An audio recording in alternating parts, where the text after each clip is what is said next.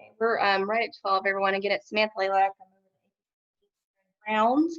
Again, if you're having any trouble signing in or if you're coming in late, just please email me at slalak, SLALAK, at uabmc.edu. I need your full name and Blazer ID if it wouldn't allow you to register or if you're calling in by phone for correct attendance. Currently, the session is being recorded, and I'm going to let Dr.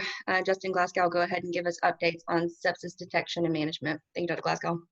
Yes, thank you for the introduction, and thank you everyone for joining. So I'm Justin Glasgow. I'm part of the hospitalist team and then ACM QO and physician advisor with the sepsis team. And so I'm excited to share with you kind of the current state and future state of sepsis detection and management in our system. And so see if it will.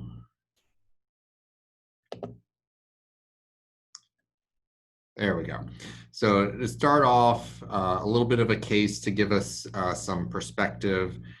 As a hospitalist, these are all pretty medicine-based, so I apologize to our surgical colleagues. But for our first case, envision a 70-year-old who has a past medical history notable for COPD, heart failure with a reduced ejection fraction, diabetes, who presents to the ED reporting a day of progressive cough that's productive for green sputum with subjective fevers overnight. Patient's physical exam is notable for tachycardia, tachypnea, using accessory muscles with wheezing on all lung fields, and has a new oxygen requirement of 4 liters to maintain their oxygen saturation at 91%. Chest x-ray shows bilateral consolidations. And of course, our question here is does this patient have sepsis? And so what is sepsis? So very broadly, sepsis is the overwhelming immune response to an infection, which can then lead to organ damage, which is what we are hoping to treat and prevent. It is a medical emergency. Time is of the essence. And most recent stats are there are more than 1.7 million adults who develop sepsis each year, with nearly 270,000 deaths. And for hospitalized patients, about 1 in 3 die with a diagnosis of sepsis, either on presentation or during their stay in the hospital.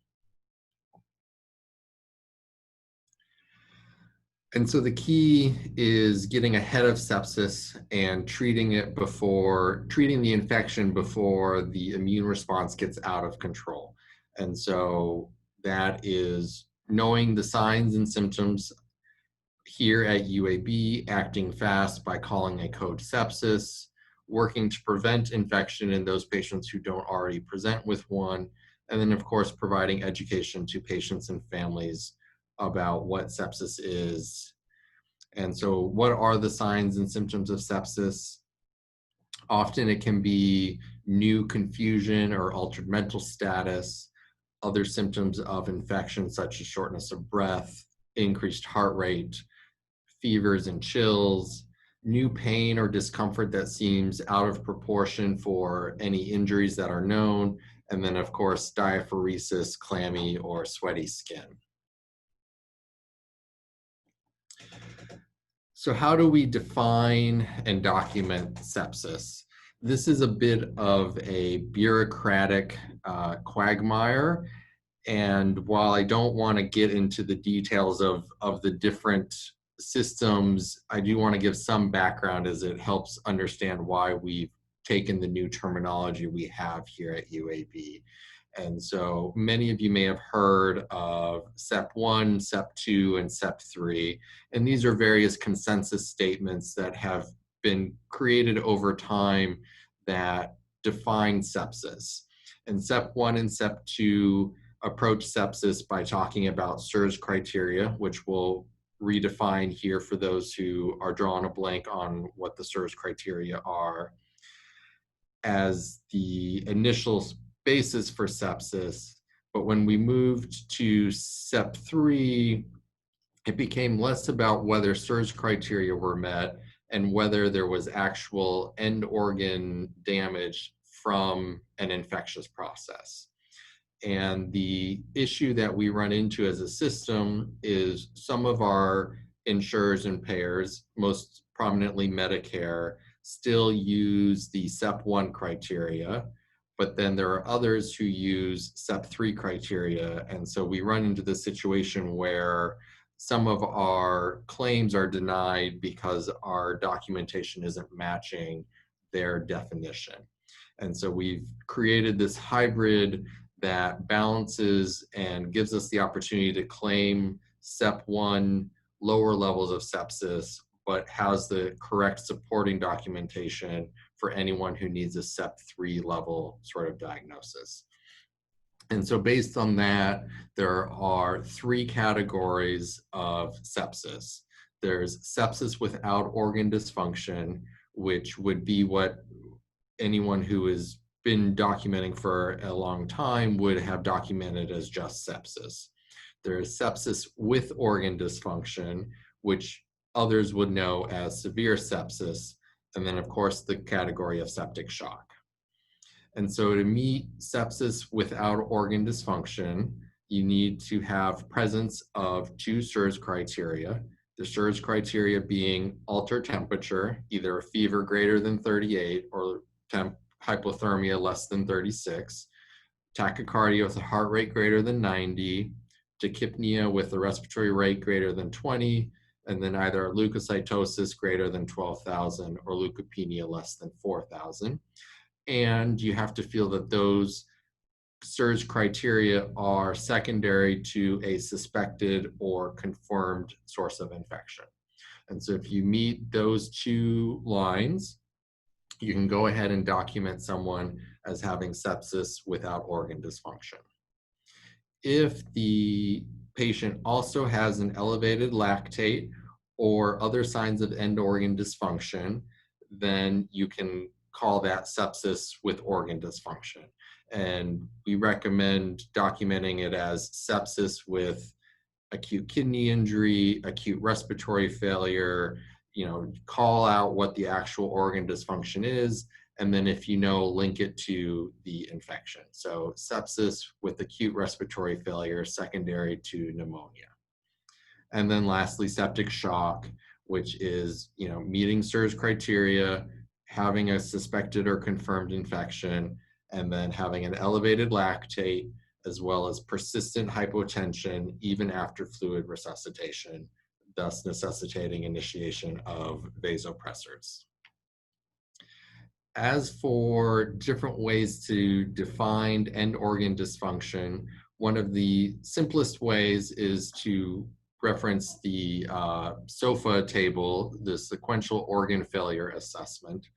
And in SEP3, you can say someone has organ dysfunction if they have 2 or more SOFA points above their baseline.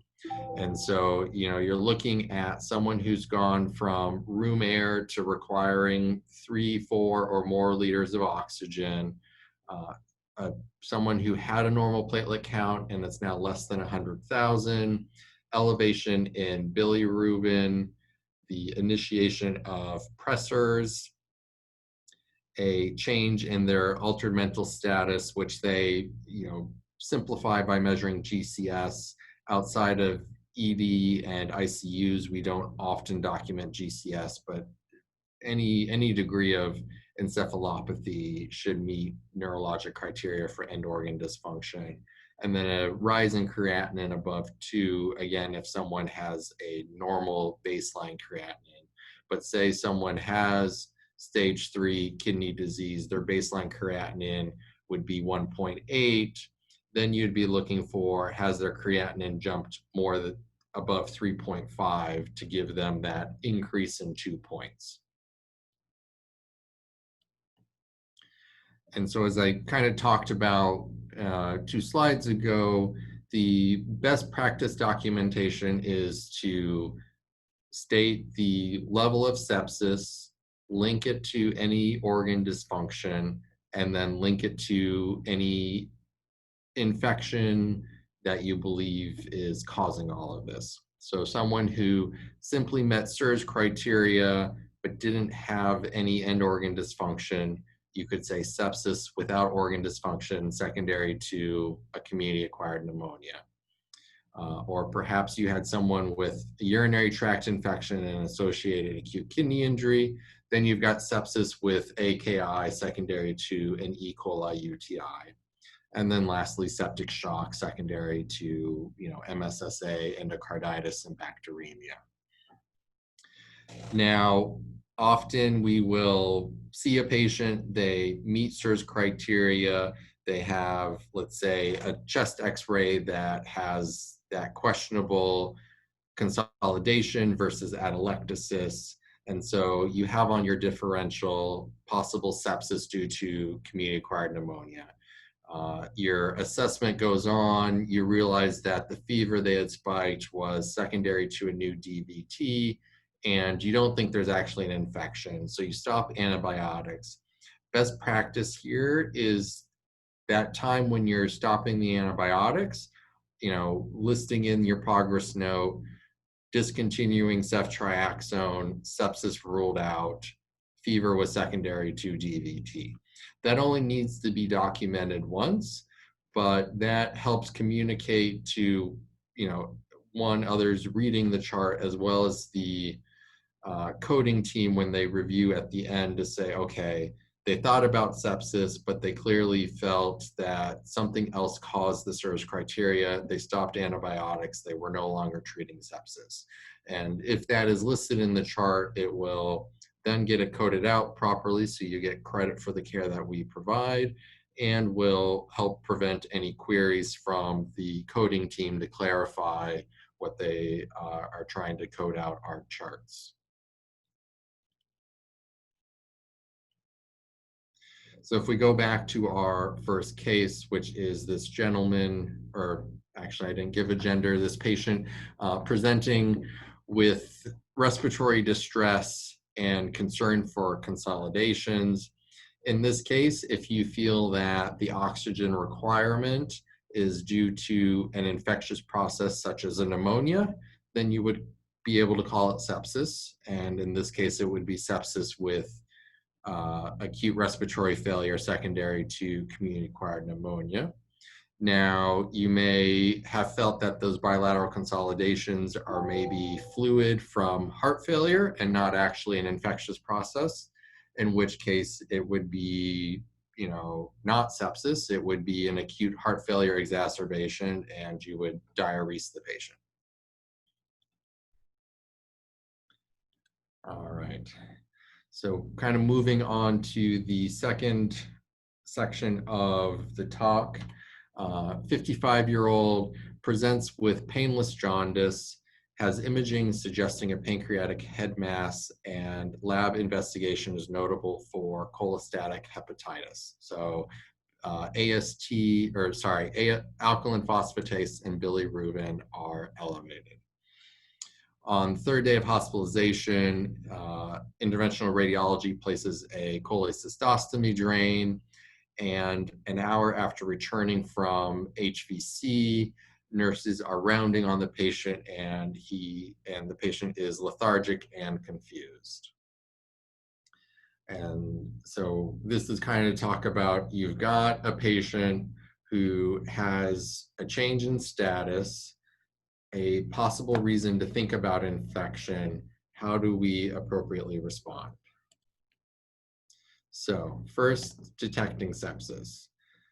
You have to think about it being a possibility, including infection on your differential.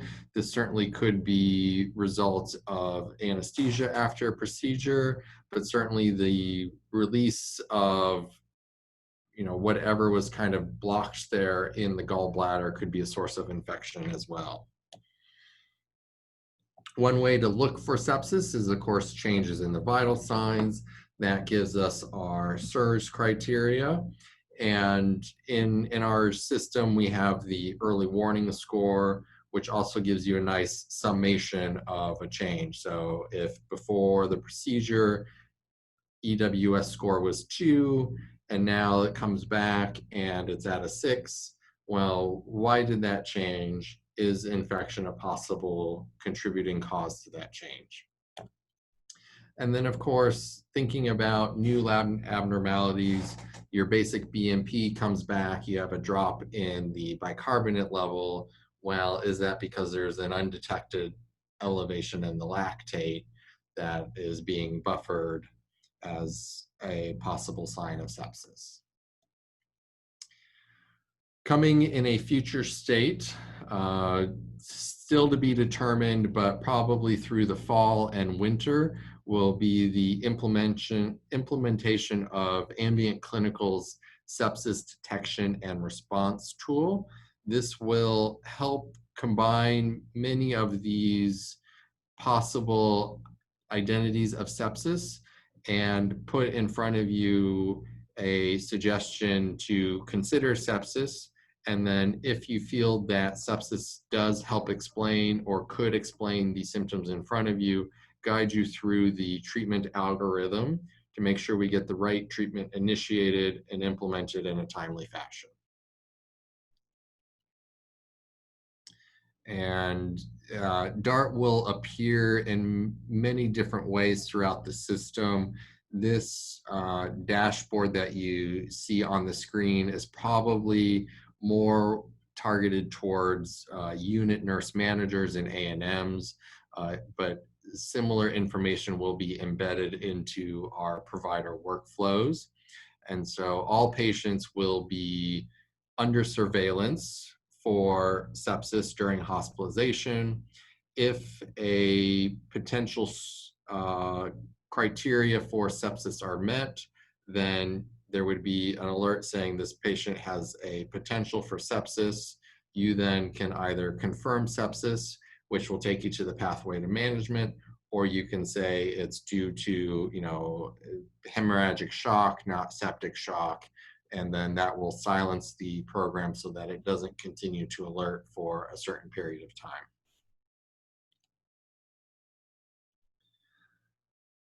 Our system-based response for managing sepsis is our code sepsis process. And the main reason behind this is the initial management of sepsis requires a very intense period of intervention. You've got to check labs, obtain blood cultures, administer fluids if indicated, and initiate antibiotics. And that's just quite a bit for a single nurse, particularly in an acute care setting where they have 5 patients to manage, to be able to do in a timely fashion. And so the code sepsis helps bring additional resources to the bedside, which is both support for the nurse, but also an opportunity to review with other providers to see if there's other things on the differential to consider and agree with a pathway forward for management.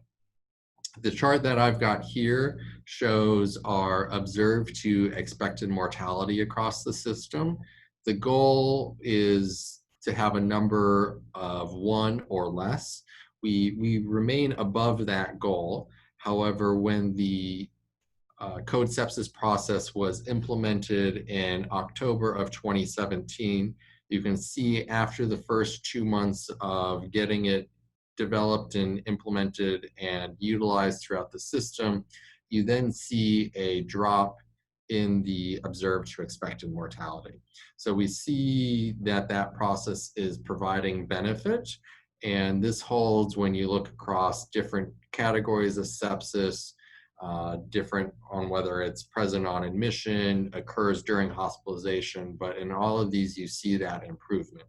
However, we are also been stable at that improvement without reaching our goal, which is why we've explored the next step of implementing DART.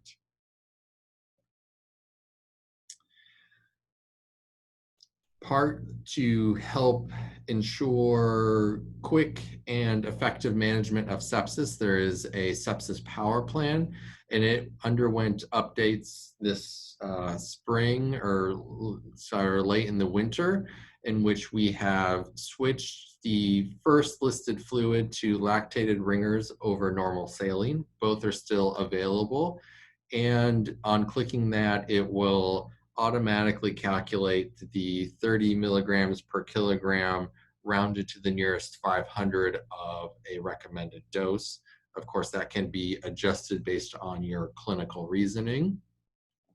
There are some lists of source-specific antibiotics as well as broad-spectrum antibiotics, which we'll walk through.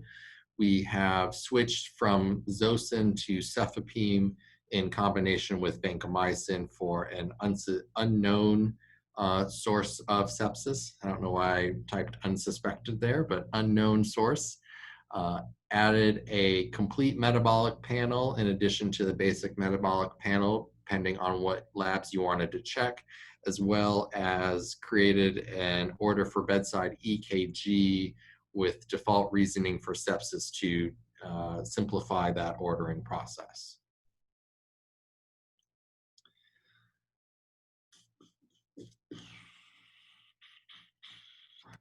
All right. So for many of us, we are not ED providers, which means that we most often deal with sepsis that is not present on admission. And so this chart here shows that there was a change in how our ODE mortality went for sepsis without organ dysfunction that developed during hospitalization. And that change happened around April of 2018. And one of the things that I saw when looking through the data is that is the time when, for that category of sepsis, we got above 50% utilization of the sepsis power plan. And this, of course, is correlation and not causation, but it helps show to me that there is some association between using the power plan, whether that's earlier recognition or getting all of the bundle elements at once, that does improve our outcomes for sepsis when we use the power plan. And to break that out further, I have looked at a couple different tables here. So all of these represent sepsis that developed during hospitalization. And in this first table, you're looking at people who did not have sepsis when they came to the hospital but developed it. And for those who did not have a power plan used, their in-hospital mortality was 32%, while those who did use a power plan was 16%. For those who had sepsis on admission and then developed a second episode of sepsis, they have much higher mortality, but still you see that kind of 15 to 20% decrease in mortality with use of a power plan. Septic shock, another high mortality instance if it occurs during hospitalization, but yet a 15% drop in mortality for when it is used when the power plan is used. And then without septic shock, still about a 50% reduction in mortality.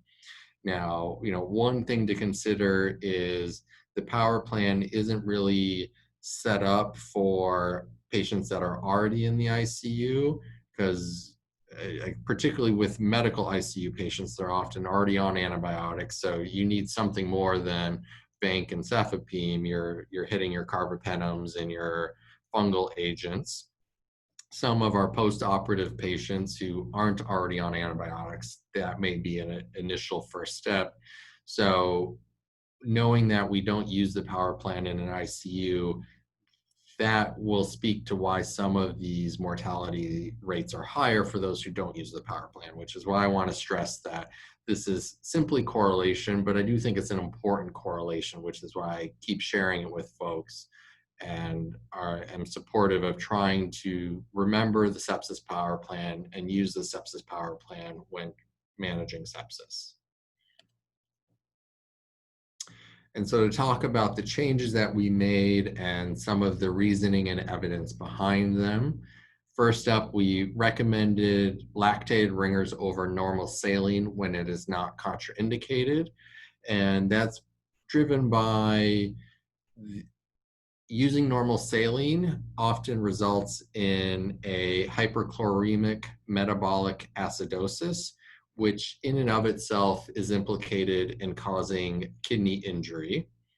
And in the SMART trial, which was the trials run primarily at Vanderbilt looking at sepsis fluid resuscitation, either with a balanced solution, which the vast majority was lactated ringers, or a non-balanced normal saline, you saw for patients who were treated for sepsis a 25% reduction in their odds of 30-day mortality and a 23% or 22% reduction in this combination outcome of major adverse kidney event within 30 days. So that, less acute kidney injury, less initiation of renal replacement therapy, and then there was also less time on vasopressors or dialysis. While the power plan recommends the 30 milligrams per kilogram, that is what is the sepsis guidelines, as well as part of how we're measured by Medicare. It certainly acknowledge that excess fluids has its own problems. And so one of the keys is to resuscitate while fluid responsive. Some patients may not need a full 30, and some patients may be so dehydrated that you can do 50, 60, and they would still be fluid responsive. And so, ordering fluids isn't just click the button and walk away, but it's give a bolus and check and see how they respond to it, and learning ways to check for fluid responsiveness. It can be done by looking at capillary refill. You can do a passive leg raise, where if you have someone laying flat and you elevate their legs, that can be equivalent to about a 250 cc bolus. And if that results in an improvement in blood pressure, that's a suggestion that they are still fluid responsive, and give them another 500 cc's or a liter based on your clinical judgment. Those of us who do bedside ultrasound, you can do point of care monitoring of the IVC, and then there's the non-invasive cardiac output monitors in some of the ICU settings. And just to review kind of the components of normal human plasma, that normal saline has more sodium and more chloride than normal, and of course does not have any of the other elements, where lactated ringers is closer, although still not a perfect match for physiologic levels. One of the things that some folks worry about with lactated ringers is you have the acute kidney injury. Do you worry about hyperkalemia from the potassium? Except in the situations where patients are, drastically oliguric, producing less than 500 cc's, or anuric, the amount of potassium that's added has a very minimal impact. And so I generally do not worry about it when I'm resuscitating my patients, although every clinical situation is different. For source-specific indications, if you are managing sepsis in which you feel very strongly that there is a urinary tract infection, there's been no recent instrumentation of the GU tract, then you can treat with just monotherapy of Zosyn. Episodes of neck fash or Fournier's gangrene, you'll want to add clindamycin, and in this case, we do recommend the combination of Vanc and Zosyn to help improve anaerobic coverage. And for intra-abdominal infections, those that have not had recent abdominal surgery only need Zosyn. However, if there is the risk for introduction of skin organisms, you would add vancomycin. And so the question of cefepime versus Zosyn. Our recommendation is that for any unknown source you do, or source that isn't one of those three previous examples, you do a combination of Vanc and cefepime. And the trade-offs here are thinking about the risk of renal toxicity from combining vancomycin and Zosyn versus the other known side effects of cefepime. Most concerning often is neurotoxicity.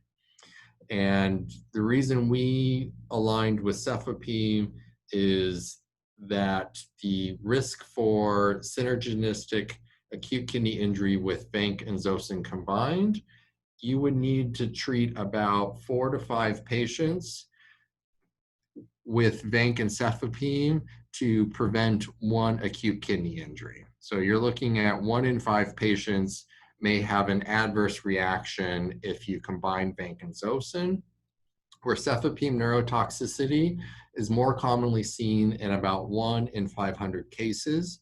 Plus, there are some pretty clear risk factors.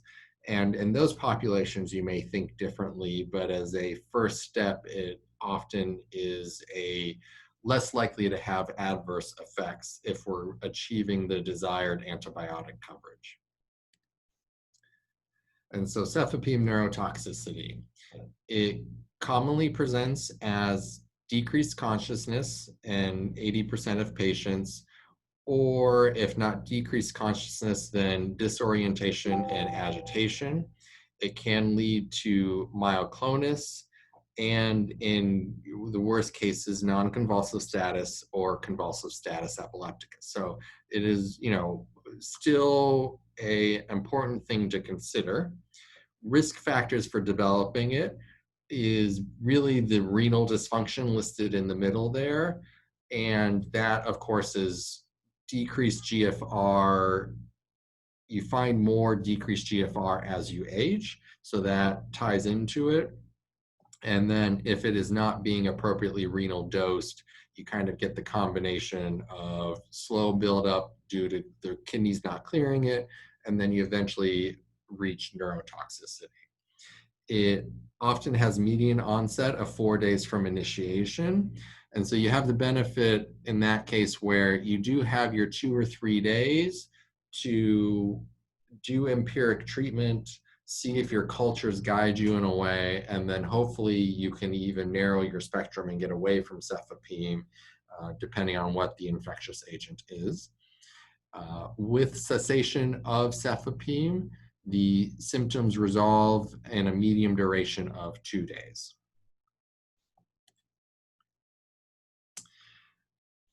As we were thinking about changes to make to the sepsis power plan, there were questions about the use of procalcitonin.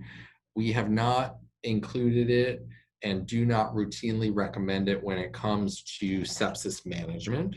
Main reasoning being that there are many sources of false positive elevations in procalcitonin, fungal infections, being under severe systemic stress, including shock itself, can raise procalcitonin, being post-surgery, trauma. It is cleared by the kidneys, so if you have decreased kidney function, it will build up. Some malignancies will increase procalcitonin levels, and some immunomodulatory treatments as well. And so there are certainly clinical instances where procalcitonin is a useful lab to track treatment and response to treatment. And so if you feel it's clinically appropriate, we fully support it, but as a general management of sepsis, it's not useful. And so we did not include it in the power plan. All right, move on to our third section. This patient is admitted with undifferentiated encephalopathy. Cultures are obtained and patient is started on antibiotics. On hospital day 3, cultures are no growth. The mental status has returned back to baseline, and a non-infectious etiology for encephalopathy was identified. This was due to a substance overdose and not actually infection.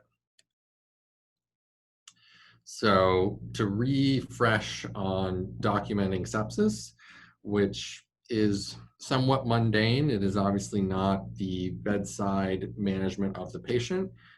However, it is our way of communicating what we have done with our management And for better or for worse, if it's not written, it didn't happen. And so to get credit for what you've done, knowing how to best communicate it is important. And so if your notes say sepsis plus or minus organ dysfunction or septic shock, then people are going to read that to say sepsis was a confirmed diagnosis and you are actively treating it. If you have a patient who unfortunately has an extended hospitalization, you perhaps treated them for the first 7 days for sepsis, but now it's day 14, you're not actively managing it. It's absolutely fine when you reach that day 7, day 8, or even day 3 when everything's the sepsis criteria resolved, but you're still managing an infection, to state that sepsis was resolved. That confirms it was a diagnosis, it's recorded in the chart, but then you don't necessarily have to keep continuing it forward depending on your approach to documentation and your group's approach. As we talked about before, if you think sepsis, but as in this patient's case, by day 2 or 3, you realize, okay, this was due to an overdose, we're stopping antibiotics, state that sepsis was ruled out, it's been taken off your differential, and it doesn't need to be considered any further during the hospitalization. And then in the early stages, when you're thinking about a differential documenting sepsis versus other condition or questionable sepsis, that is interpreted as it being part of your differential. Now, if that carries through for the entire hospitalization and in the final progress notes and discharge summary, it still says sepsis versus hemorrhagic shock or sepsis versus heart failure, then more often than not, especially if you did a course of antibiotics, you can expect that to be coded out as sepsis. And so if you really felt that it was heart failure, make sure to get that sepsis ruled out in the chart so that it is clear to everyone reviewing, okay, we thought about infection, we decided it was heart failure, and we took infection away from our differential. And one last thing that I'm not really going to detail beyond this slide, but there is a growing literature recognizing that sepsis is more than just the acute hospitalization. Like many of the conditions we manage in the hospital, there are long-term sequelae, some of which are directly related to the inflammation and infection in the body. Some of them are just related to hospitalization for extended periods that are associated with sepsis. But patients are found to have PTSD from critical illness, increased physical debility from time in bed. Often there is cognitive decline from the delirium that was part of their presenting symptoms. These all combine to create a diminished quality of life, and they leave them at increased risks for new infection and hospital admission from sepsis moving forward.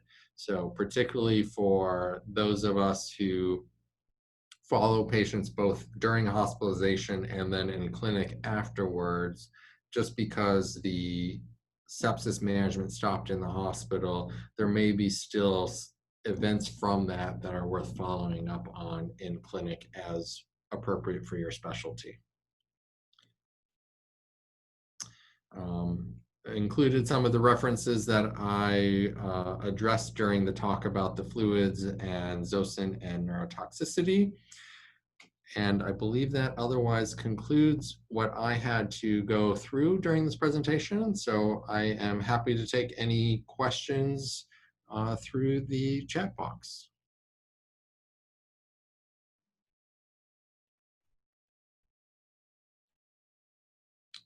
I can unmute all if they want to remute themselves as well if they have questions.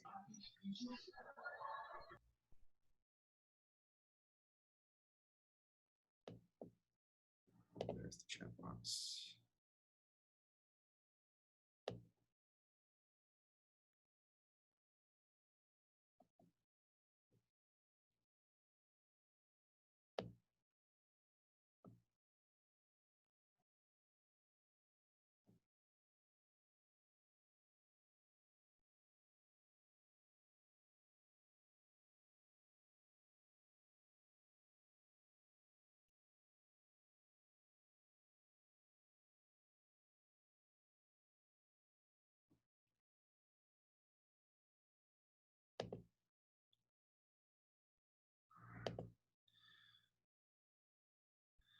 Well, I am not Mhm. seeing any initial questions. Happy to hang out for a few minutes, but thank you everyone for attending. Oh, there we got one.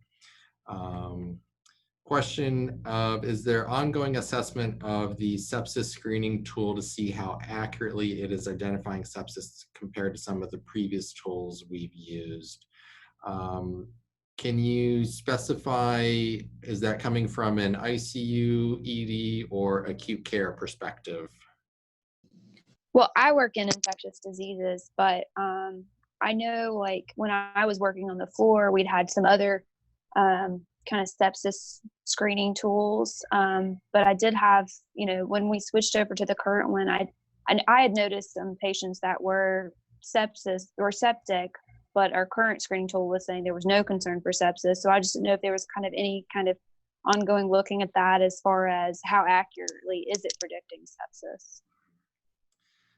Yeah, so the short answer is no, I don't think we are assessing that. Part of the longer answer is, since we are started down the road of moving to DART, we'll be changing that assessment.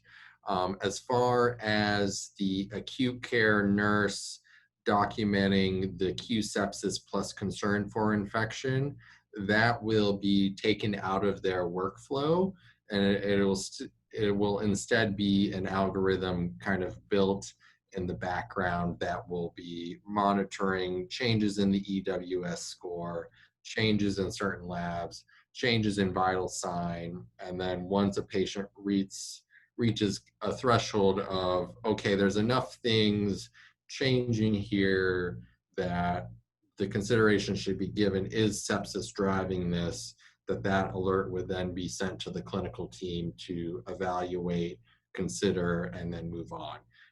There will definitely need to be assessment of those algorithms both before rollout and then after, to see how effective they are.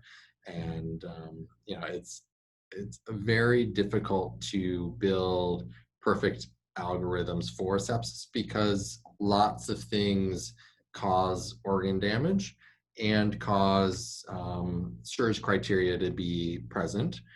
And so also, I think part of the communication the sepsis team and I will be doing as we roll out DART is to, remind people that it is a tool, but just because the tool doesn't have a concern for sepsis, if you do, then your clinical understanding of a patient is better than any computer can be, because we don't have good enough data in the system to feed to a computer. There is no one thing we can measure that will say, yes, this patient all of a sudden developed sepsis.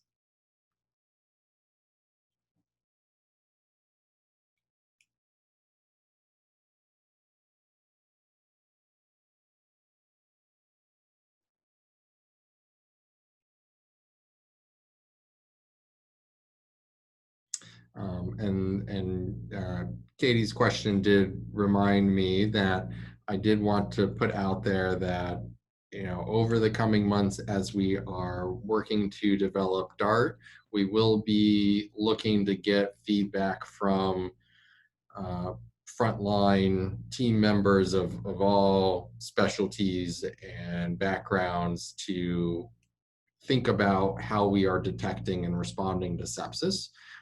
So if that is a process that you would be interested in, please feel free to email me or Kimberly Glanding, who is our sepsis coordinator. And when we move to if you're acute care or, even general ID, be able to include you in some of those meeting invites and discussions. Okay. Well, thank you so much, Dr. Glasgow. If there's any other questions, you can post them in the chat now or unmute. For now, if ever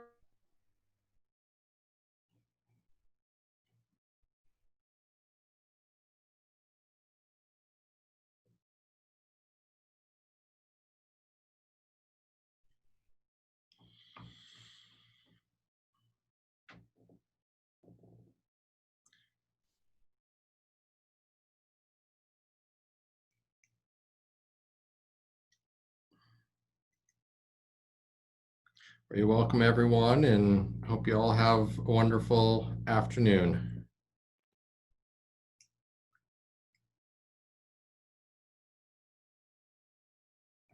All right, thank you, Dr. Glasgow. If you need anything, let us know. Sure thing. Thank you.